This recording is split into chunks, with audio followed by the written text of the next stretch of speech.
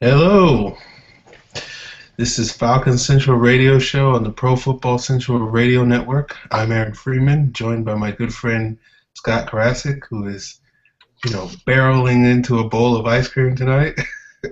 That I am. So, yeah, we're back. Training camp has begun. We're actually talking about football instead of, you know, guessing about football because actual football is being played. So on tonight's show, we're going to discuss Steven Jackson's injury, as well as some of the surprises of training camp, and we'll get to your mailbag questions at the end of the show. So, Scott, let's jump right into it, and let's talk about the Steven Jackson injury. Well, I'm not exactly happy that he got injured yet again on the second day of camp. I mean, if he's not going to stay healthy, then is he worth keeping at this point? Well, it's an interesting question. I was an advocate dating back to last season that the Falcons probably would have been better off cutting Steven Jackson in the offseason and, going in a different direction. Obviously, they chose not to do that, and at this point in time, I think, they're going to stick to their guns. So, should the Falcons move on? Maybe. I mean, if you think you can get a decent, halfway decent player that could replace them, someone off waivers, maybe Michael Bush, I've heard his name thrown about. But, whoever that player is, I don't know. But, it's worth questioning, certainly. Honestly, I say just make sure the line works, and then you can throw anybody back there, at least for this year. I think Devontae Freeman's going to be a surprising back.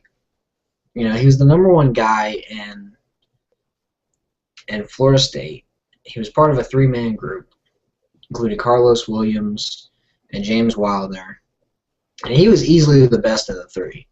Best vision, best pass blocker. I think Freeman's ready way more than some of the other guys are. And then don't sleep on Jerome Smith. We all love Jason Snelling, and I think if there's a guy that could be the next Jason Snelling, it's him. Well, Freeman has been getting a lot of buzz early in camp. I remain a skeptic, even though me and Devontae share the same last name. It's just, I think he'll be a good player. Don't get me wrong, but I think this idea that he can be our lead tailback this year, and and the Falcons kind of reach the goals that they want to reach, which is to run the ball 20, 25, 30 times a game. I don't necessarily think Freeman's the guy that's going to get us there.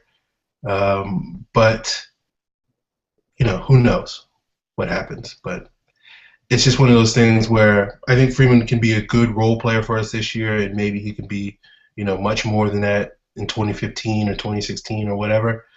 But, I think if the Falcons went into this season with him being the number one guy, I'd be a little nervous. That's all I would say. I could understand. Why am I echoing? Anyway. Freeman, I like. Very good player. The question is really who's going to be the bruiser of Jackson. You throwing your hat into the Jerome Smith hat? I'm saying Jerome Smith over Josh Vaughn. Okay. Well, Josh Vaughn's not a very powerful runner. He has size, but I have watched him here in Atlanta and watched him at Richmond and watched him in Carolina, and he's not a guy that breaks a lot of tackles. He's the type of guy that you give him space like we did last summer. He's got the speed to take it to the distance, but he's not sort of this guy that you want running up into the the gut, the teeth of a defense, because he'll just basically be the old and busted Michael Turner, which is 1 yard in a cloud of dust, maybe.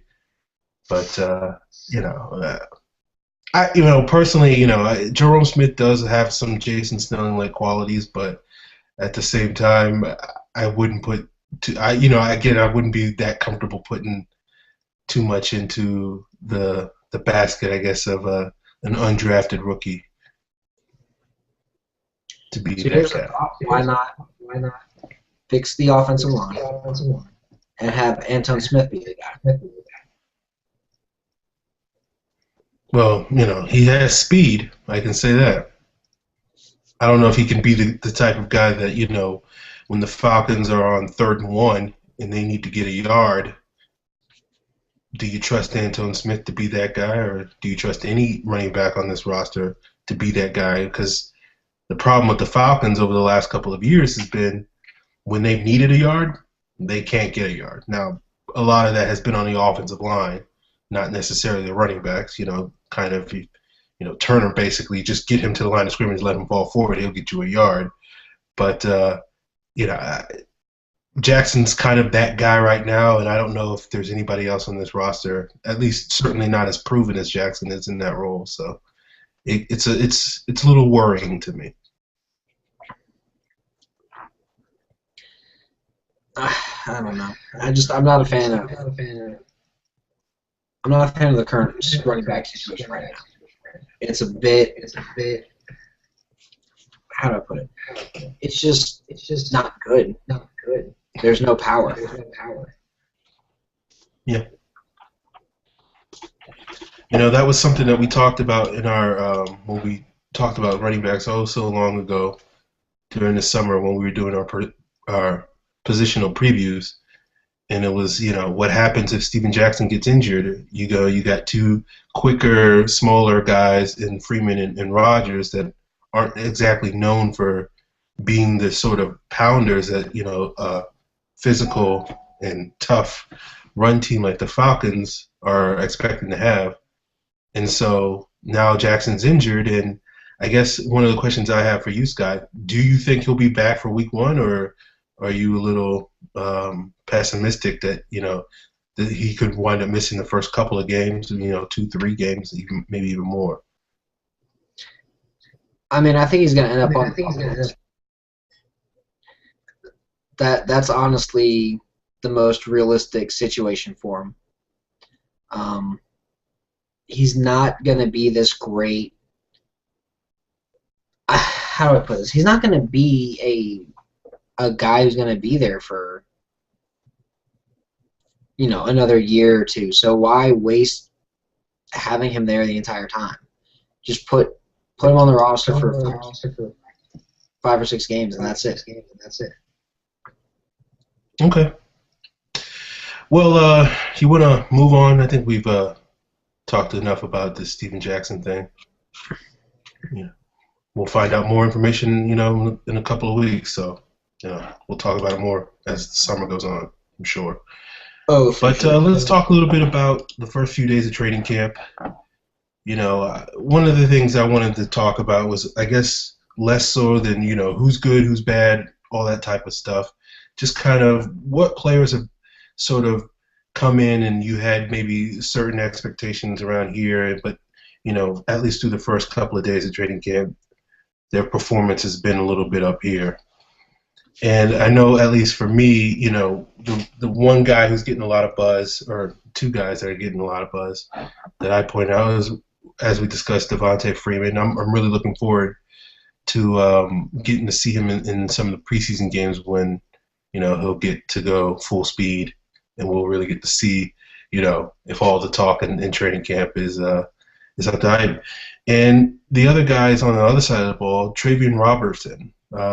He's been getting a lot of buzz in these padded practices because he's been dominating pretty much every center in one-on-one pass rushing drills. Now, okay, that's let's not make him out to be I don't know, Dontari Poe or anything, but Robertson is an interesting player to me, at least, because people have been down on him for the last 2 years because he hasn't really played that much, and I think part of that has been he hasn't really been in a situation that has been conducive to him playing. He's really a nose tackle. He's not the biggest nose tackles, but he plays fairly well at the nose. And I think now with the Falcons going to have a much deeper rotation, and you have a guy like Soliai, who's probably going to come off the field a lot of times in passing situations, a guy like Robertson could be in the mix to kind of back him up and play in those situations. And if all the reports out of camp are true that he's, you know, bull rushing and knocking Joe Hawley and Peter Kahns into the dirt, you know, that gives me some hope that he can possibly fulfill that role. So, you know, I'd ask you, Scott, if there are any guys that, you know, if you have any comments on those two or any other guys that you stand out as surprises. I mean, Travian Robertson is definitely a surprise, mainly because you don't expect a guy that's that big to be bullying people around if he hasn't in previous years. You expect a guy like Travian Robertson to rotate in, and honestly, if he can be at least what Corey Peters has been recently, he'd be a much improved player, and that'd be huge for him. Now, Devontae Freeman, I haven't really been shocked because I've always had high expectations. I'm just a little shocked that Jacquez Smith has been pretty good and has been competing on the outside. The other name that I kind of expected to not really be great but has been putting together a pretty good camp is Marcus Sproul. He's looked really good out there in coverage. He's looked really fast in blitzing. Still has some issues when it comes to running and shedding blockers, but, I mean, he's a 230-pound linebacker playing in the 3-4. It's pretty tough for that guy to really have a good fit for it. And he's still gaining weight. He's probably about a year away from any sort of legitimate playing time outside of special teams. Yeah. You know, I think that's a pretty good way of putting it. You know, I think one of the things I liked about Sproul was his speed. I think he's a lot faster than some of the other linebackers in the Falcons draft, and I think that could be an asset in the future. You know, as opposed to, you know, saying, oh, who are the biggest surprises, and then automatically people think, oh, then you're going to talk about the biggest disappointments. But I wanted to keep it a little more positive and sort of talk about other guys that have been shining in camp. And some of these guys are kind of like, yeah, no duh. You know, we've been hearing all for like every day that Julio Jones has been practicing, that Julio Jones is looking amazing. And it's like, yeah, of course. Julio Jones is always going to look amazing. So, you know, I think this is like business as usual. The same way with Jake Matthews, Paul Warlow. These guys have been getting rave reviews in camp. And it's just like, yeah, okay, big deal. You know, we knew they were good, you know. So it's one of those things where just wanted to point out some other guys that have been shining, but not exactly surprises or anybody that kind of shocked you, leaped to mind. But for Scott, do you have any guys that you've been seeing or hearing that have been playing well that you're like business as usual, or maybe you have a couple of guys who you haven't been hearing great things about, and it's like, well, that's business as usual for those guys? Peter Kahns, business as usual. Yes. It's awful. Steven Jackson, business as usual. Matt injured again. The average Mahomes. I wanted him to turn it around, but right now, nothing. On the good side, Tyson Jackson looks like Tyson Jackson. John Asamoah looks like the monster he's supposed to be. Julio Jones I would honestly put him in the surprise category because I didn't think he'd be that healthy early. And then Jake Matthews, you know, Sam Baker looking good because he's healthy. I don't know when it's going to happen. Atlanta's going to have a very good offensive line this year. It's whether it happens in the first game or the 8th game, but it's going to happen. Mm-hmm. Yeah, you know, last year that was kind of what we were hoping. We were hoping, you know, that they would kind of gel by the end of the season. But, you know, the difference is this year, and one of the reasons why, you know, fans can be a little bit more optimistic is we actually have talent. We have Jake Mathis, we have John Asamoah, and we're not really relying on Sam Baker or Justin Blaylock to really be these sort of cornerstone pieces on the offensive line. Now, obviously, if they need to play well, but it's not exactly like if they don't play well, then we're screwed type of situation this year. And so, like you, I'm pretty optimistic about the offensive line. And that's one of the things. Like I just want the games to get started so that we can really see how they match up against some of these opponents. Like we're going to see them a little bit maybe playing against guys like Cameron Wake and J.J. Watt and Jadeveon Clowney in the preseason. So it's like, yeah, I want to see how our guys handle those guys. Yeah, if they play Watt and Clowney and they perform really well, that's going to be the real test. Yeah. And that third there's a lot of talent. Yeah. No offense to the Jaguars, but they won't be getting much of a test in that game. No, they really won't. There's no pass rusher there. Yeah. All right, Scott. We got a bunch of mailbag questions. I don't. Let's see where we could start with one. All right. Let's go with good old Smorgasbord 9. He always gives us a good one every week. All right. He asked, who are the most overrated and underrated Falcons of all time? Ooh. You're not going to like this answer. Over. Michael Vick. Okay. Just was not that great. Underrated? That's tough.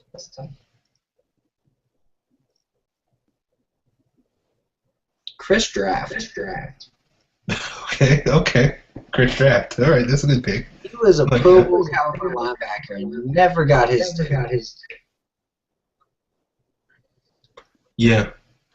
I got two answers for overrated. I think the first one is probably Keith Brooking. That's probably the first guy that comes to mind. We talked a little bit about him a couple weeks ago when we were talking about the Hall of Fame, and it's like, yeah, he went to 5 Pro Bowls, but he probably really only deserved to go to 2. But the other guy that I want to name, and I feel bad about this because we've had him on the show, and I feel like if I say this, we won't ever have him on the show. But I'm going to say Jamal Anderson. Like, Jamal was a good running back, but when you really look at his career, he basically had 98 and maybe, I guess, 96. And then he was just kind of mediocre the rest of his, not mediocre, I shouldn't say that, but he just wasn't anything special, But, he obviously has a firm place in the hearts and minds of Falcon fans because of Dirty Bird in that 98 season, which was, the best season we've seen out of any running back in Falcons history.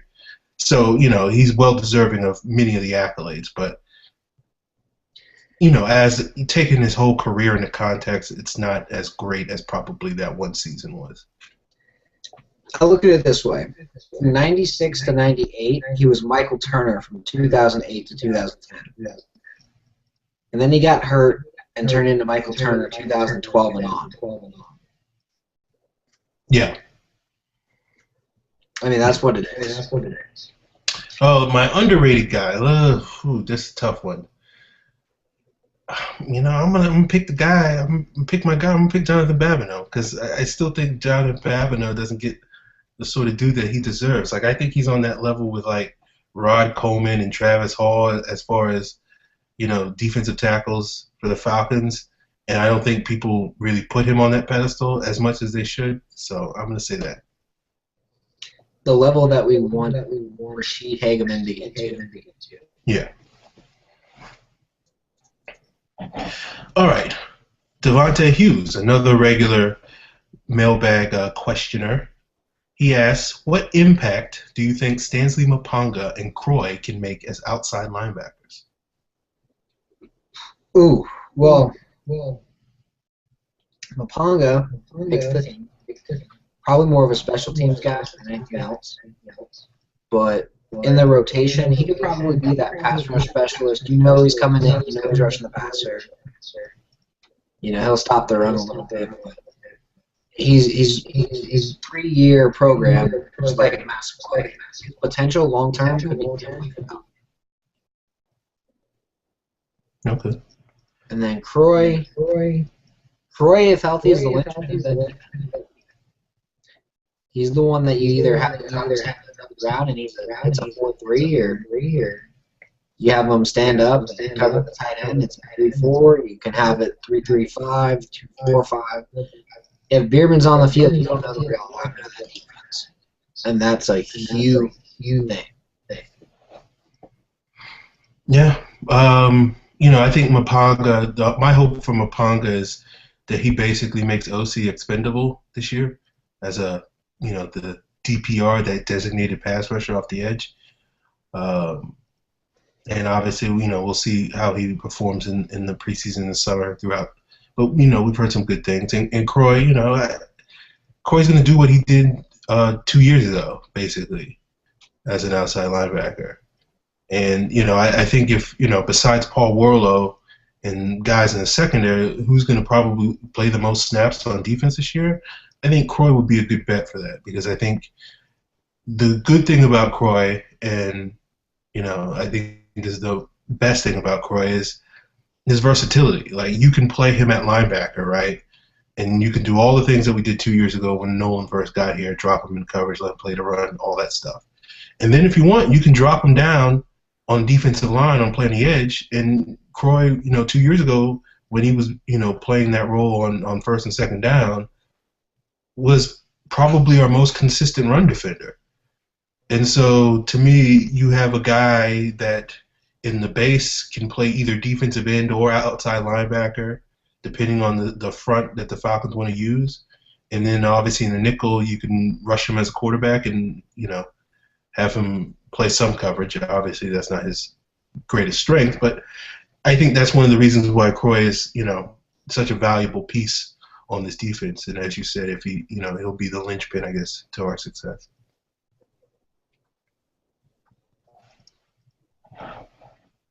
All right. That sums that up. All right, we got 3 questions from Josh Wheeler. I think this is the first time Josh has asked questions, I can't recall. But first of his questions is, how much are the 2s on the depth chart getting mixed in with the 1s, since the depth at 2s is terrible? That's how Josh puts it. I think from what I've been hearing, we've got a pretty good mix of guys. We've heard about Khan's getting first-team snaps. Karimi's gotten some first-team snaps. Goodman, Shimbo, and so I guess, to answer Josh's question, there's a fair good amount of 2s getting mixed in with the 1s. I don't know.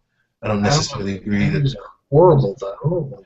Yeah, that's what I was about to say. I don't know about that.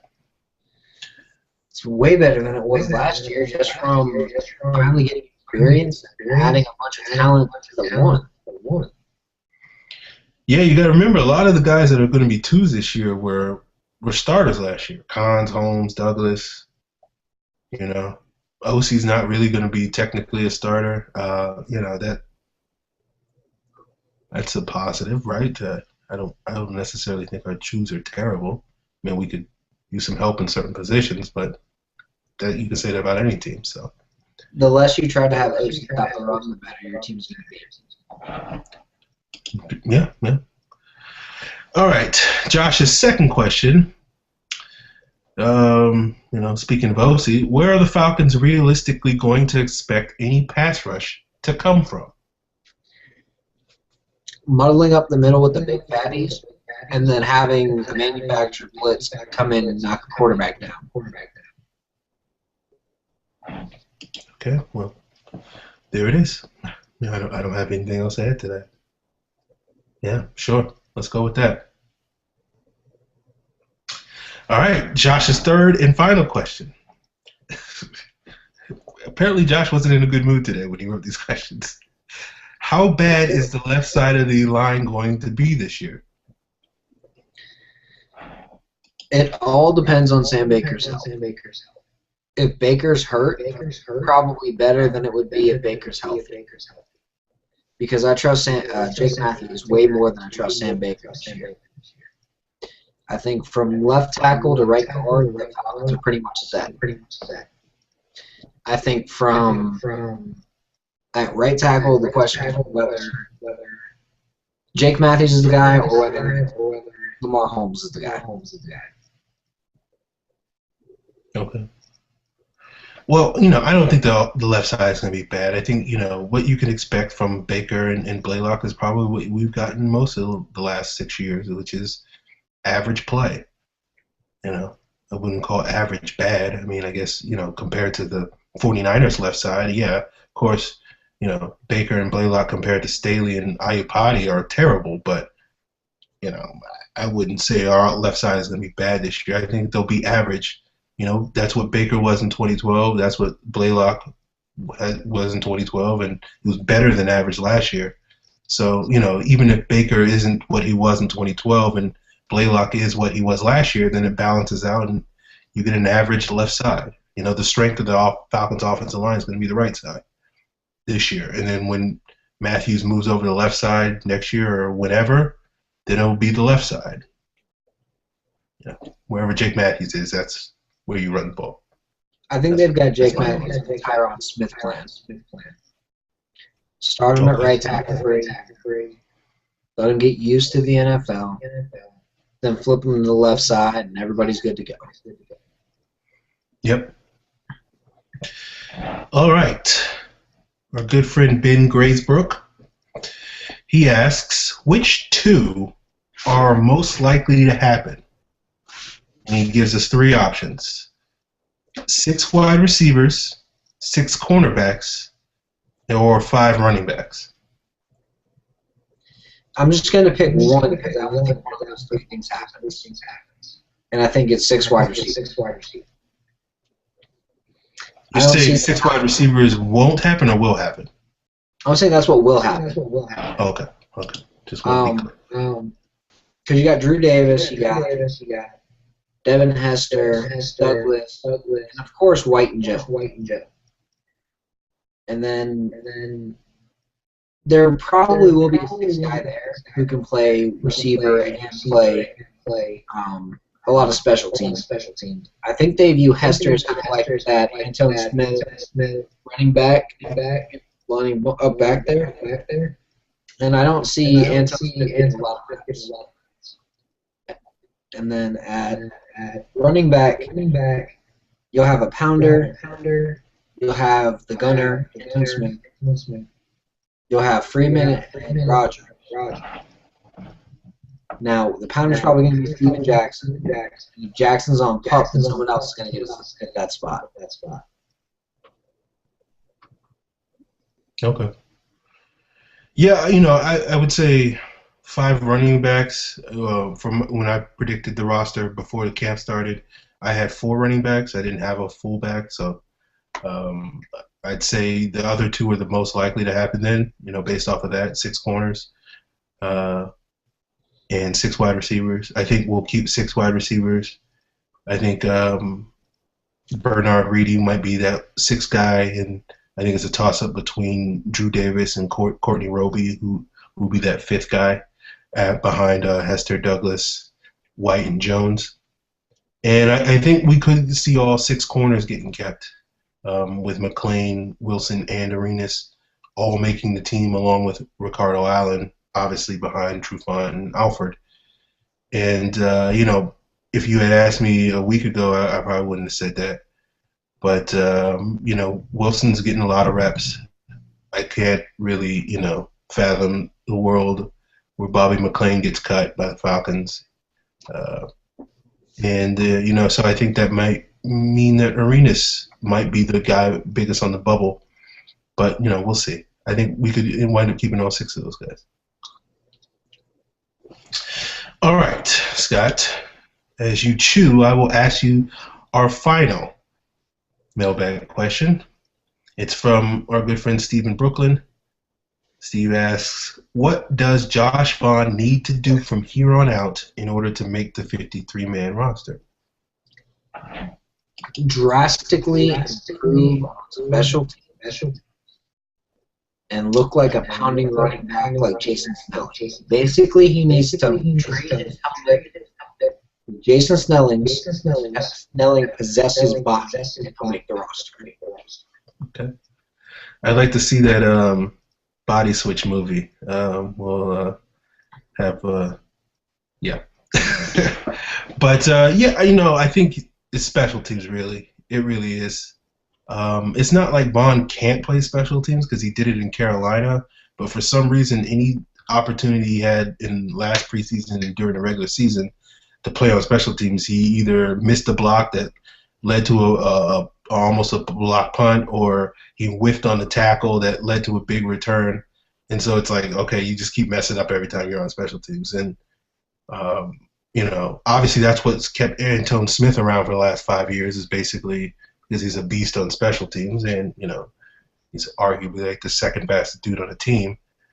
But yeah, it's basically Vaughn needs basically Steven Jackson's help to be a big question mark, and Vaughn needs to light it up in the preseason and play well on special teams. And if he does that, then he's got a shot at making the roster. Pretty much. Yep. Well, folks, that's a much shorter show than we usually do, but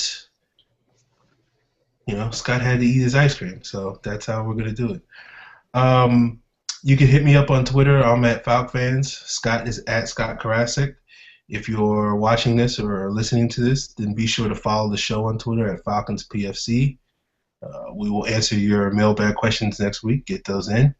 Talking more training camp, talking Friday Night Lights, gearing up for that first preseason game. And that's it. To be fair, we did run out a little bit of content because training camp, there's not a lot of information because they all want to put it on. Yeah, that's true. So we'll talk about that.